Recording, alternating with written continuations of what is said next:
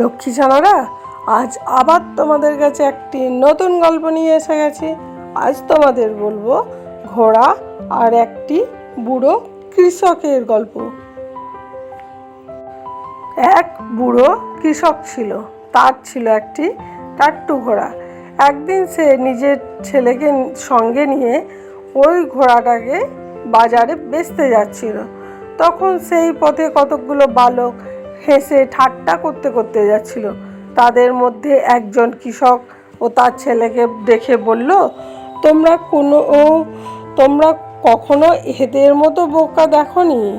ঘোড়া থাকতে কেউ ঘোড়ার সঙ্গে পায়ে হেঁটে চলে?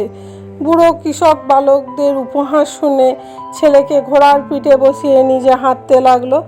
পথের ধারে আবার কয়েকজন বুড়ো লোকের সঙ্গে দেখা হলো। তারা বলল, দেখো, আমি যা বলছিলাম তার ঠিক কিনা। একালের বুড়োদের কোনো সম্মান নেই।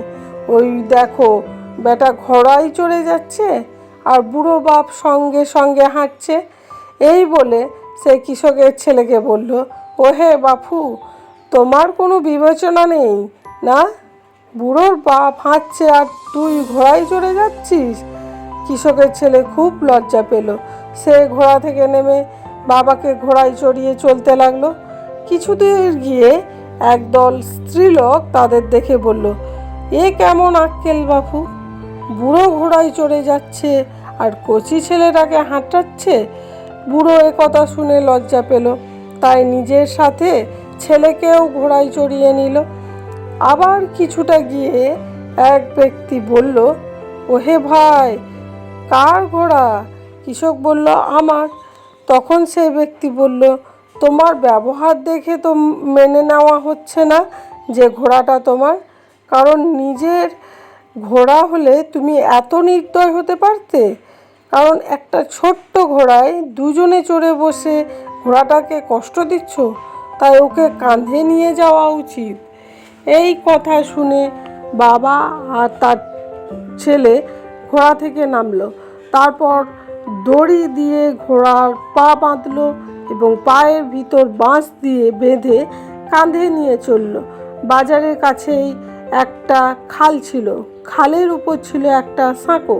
সেই সাঁকোর উপর রাজার লোক উঠতেই এই তামাশা দেখতে লাগলো। কারণ মানুষ জানতো ঘোড়া কাঁধে করে নিয়ে যায়, এরকম তারা আগে কখনো দেখেনি বা শোনেও নি। তাই তারা হাততালি দিয়ে হাসতে লাগলো। তাদের হাসি আর হাততালি শব্দে ঘোড়া ভয় পেয়ে লাফালাফি করতে লাগলো আর সঙ্গে সঙ্গে দড়ি ছিঁড়ে মুহূর্তেই খালের জলে গিয়ে পড়ল। বুড়ো কৃষক লোকের হাসি ঠাট্টার খুব বিরক্ত এবং লজ্জিত হলো।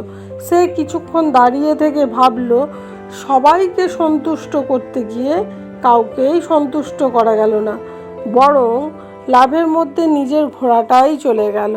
তাই কি করবে বন্ধুরা, সবসময় নিজের আস্থা রাখতে হবে, নিজের উপর ভরসা বিশ্বাস রাখবে। সবার কথা মেনে চললে কোনো দিন সবাইকে সন্তুষ্ট করা যায় না।